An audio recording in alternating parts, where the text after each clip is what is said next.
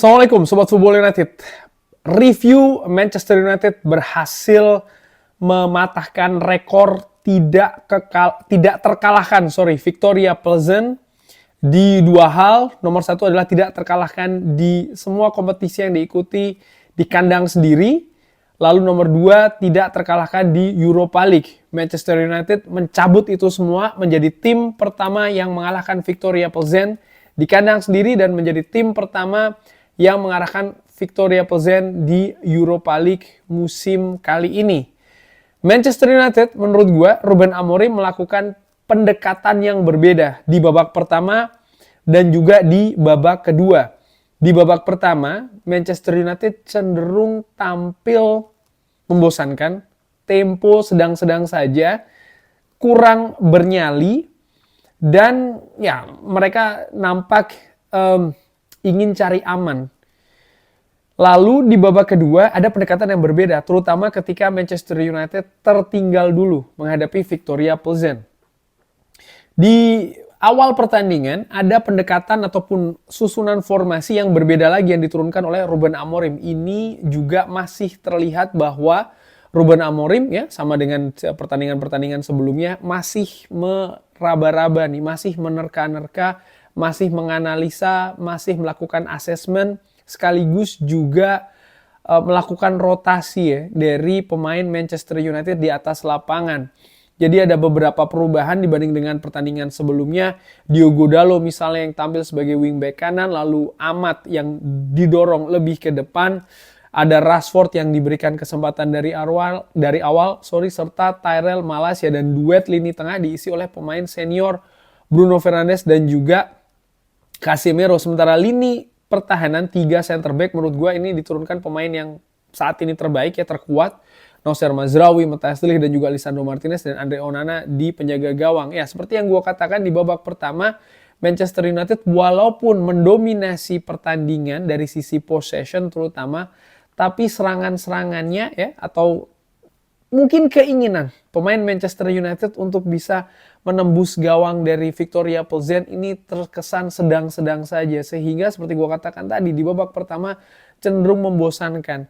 Ada dua menurut gue kesempatan momentum dari Manchester United yang terbaik ya di babak pertama, yaitu adalah dari Amat yang tendangannya masih bisa diblok oleh lini pertahanan dari Victoria Pleasant, dan juga shooting dari Kapten Bruno Fernandes yang masih bisa ditepis oleh penjaga gawang Victoria Pleasant. Lini pertahanan menurut gue di babak pertama cenderung solid ya. Manchester United bisa ataupun sangat dominan juga di dalam duel-duel dalam mematahkan serangan dari Victoria Pleasant, baik itu mematahkan crossing ataupun juga serangan sporadis yang sering dilakukan oleh Victoria Pleasant, terutama ketika mereka berhasil merebut bola dengan ingin melakukan serangan yang cepat ya, tapi pemain Manchester United mampu menghadang itu. Di babak pertama, penampilan dari Marcus Rashford menjadi sorotan dari gue. Bagaimana menurut gue tampil seperti kayak tanpa motivasi, terlalu banyak melakukan kesalahan. Baik itu kesalahan mengontrol bola, menerima umpan, melakukan crossing, melepaskan passing, ataupun juga kesalahan positioning ataupun posisi dari Marcus Rashford yang sebelum pertandingan ini ada banyak spekulasi mengatakan bahwa nampaknya dia tidak akan lama lagi di Manchester United. Bahkan banyak juga dikabarkan dia telah masuk ke daftar jual dari Manchester United. Tapi Ruben Amorim yang memberikan Rashford kepercayaan untuk tampil dari awal, menurut gue yang menyaksikan pertandingan tadi secara ringan amatiran sangat-sangat kecewa. Sangat-sangat bahkan lebih dari kecewa ya, sangat-sangat menyedihkan melihat penampilan seperti tadi. Dan di babak kedua, tepatnya di menit ke-48 ya, ada kesalahan dari Andre Onana. Di babak pertama, Andre Onana sangat banyak sekali mendapatkan back pass dari pemain Manchester United. Sangat membosankan. Dan ya sangat monoton ya bagaimana Manchester United melakukan build up. Lalu di babak kedua, di menit ke-48, ada kesalahan Andre Onana dalam melakukan passing. Maksudnya untuk ke Matthijs de Ligt, tapi powernya tidak pas. Atau mungkin salah pengertian. Misalnya Andre Onana ingin supaya Matthijs de Ligt menyambut umpan tersebut, tapi Matthijs de Ligt sebaliknya berharap bahwa umpan tersebut langsung mengarah pada dirinya. Ada pemain dari Victoria Plzen yang mengambil alih bola dan melakukan crossing untuk Vydra, pemain yang pernah bermain bersama dengan Burnley ya di kompetisi Liga Inggris, memasukkan bola ke gawang yang menurut gue sudah sangat bebas sekali. Setelahnya ada pendekatan yang berbeda yang dilakukan oleh Ruben Amorim dengan memasukkan beberapa pemain. Tentu saja pemain pertama yang diganti adalah Marcus Rashford, lalu Tyrell Malacia digantikan oleh Anthony, dan Joshua Zirkzee digantikan oleh Mason Mount. Rasmus Højlund mampu menyamakan kedudukan 1-1 dari skema serangan yang sangat cepat. Menurut gue yang sangat bagus. Ada bola yang deflected ya dari shooting amat dari jarak dekat yang jatuh ke kaki Rasmus Højlund, dan 1-1 Manchester United terus mencari gol kedua, dan akhirnya mereka mampu mendapatkannya di menit ke-88 melalui assist tendangan bebas Bruno Fernandes yang menurut gua skema ini nampaknya skema yang sudah dilatih ya, dan Rasmus Højlund juga melakukan finishing yang luar biasa. Kembali lagi ke Marcus Rashford.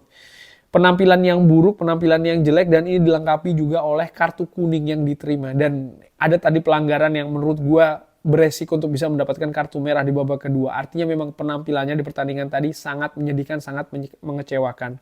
Tapi sebaliknya, pemain-pemain yang tampil di babak kedua seperti Rasmus Højlund yang mencetakkan yang membuat 2 gol.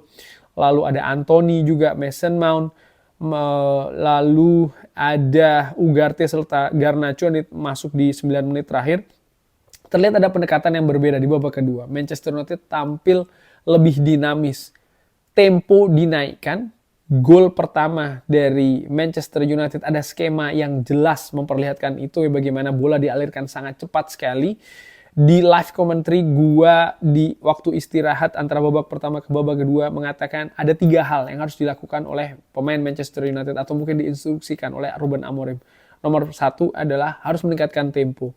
Nomor 2 harus berani melakukan penetrasi ke jantung pertahanan dari Victoria Plzen, apakah itu melalui kombinasi ataupun melalui aksi-aksi individu. Dan nomor 3 harus menurut gua berani dalam melakukan pressing, determinasi harus ditingkatkan lagi, dan itu dilakukan kurang lebih di 30 menit akhir pertandingan ataupun ya aliran bola jadi lebih dinamis, pertandingan pun jadi lebih enak ditonton, dan akhirnya Manchester United mampu mendapatkan 2 gol. Bahkan kalau pemain Manchester United lebih tenang, ya, gue tidak ingin menyoroti 1 atau 2 pemain ketika tadi ada skema misalnya 2 lawan 3 bahkan ya, dan lain-lain.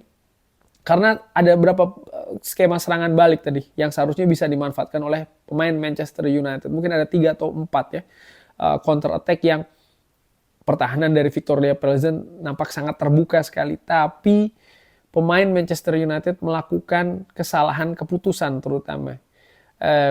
Salah passing ataupun juga finishing yang tidak akurat, sangat disayangkan. Konsentrasi mereka kurang tajam di situasi-situasi tersebut. Dan menurut gue ini harus diperbaiki oleh Ruben Amorim.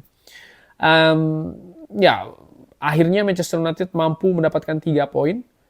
Penampilan yang menurut gue seperti gue katakan ya, tadi ada 2 pendekatan yang berbeda di babak pertama dan juga di babak kedua, terutama setelah tertinggal. Secara keseluruhan, asumsi gue secara dengan amatan, gue bisa jadi salah ya, nampaknya ini memang juga diatur oleh Ruben Amorim. Artinya determinasi, agresivitas ini tidak didorong dari menit awal ya. Kenapa? Setidaknya ada 2 hal. Nomor 1, menjaga kebugaran fisik dari pemain Manchester United. Ruben Amorim di salah satu konferensi pers, gue mengasumsikan seperti ini juga berdasarkan apa yang dikatakan oleh Ruben Amorim ya. Dia mengatakan bahwa menit bermain harus diatur. Pemain Manchester United tidak bisa dipaksakan untuk melakukan ya tampil dengan tempo tinggi di sepanjang menit ataupun agresivitas tinggi dari menit pertama sampai dengan menit akhir. Tidak seperti itu, karena ini akan menguras fisik. Pemain Manchester United belum siap menurut gue situasi fisiknya, dan kalau dipaksakan justru bisa berbahaya. Kenapa?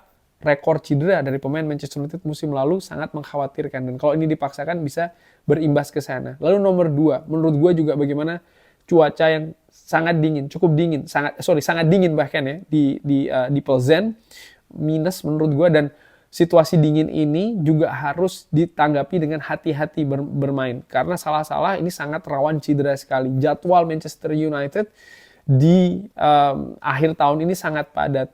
Di sisi lain, Ruben Amorim ingin pemainnya untuk mendapatkan kemenangan. Itu target utama, dan itu disampaikan juga di konferensi pers. Dan dari situ, ya dia berhasil bisa mendapatkan 3 poin.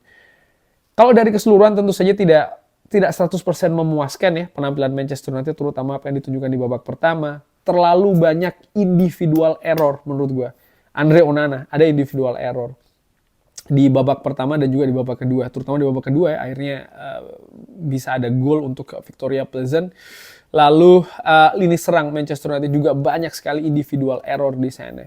Tapi ya dengan segala plus minusnya di pertandingan tadi, job is done, pekerjaan selesai, away, bisa mendapatkan 3 poin, menghadapi tim yang sedang dalam atmosfer positif, tuan rumah Victoria Pleasant.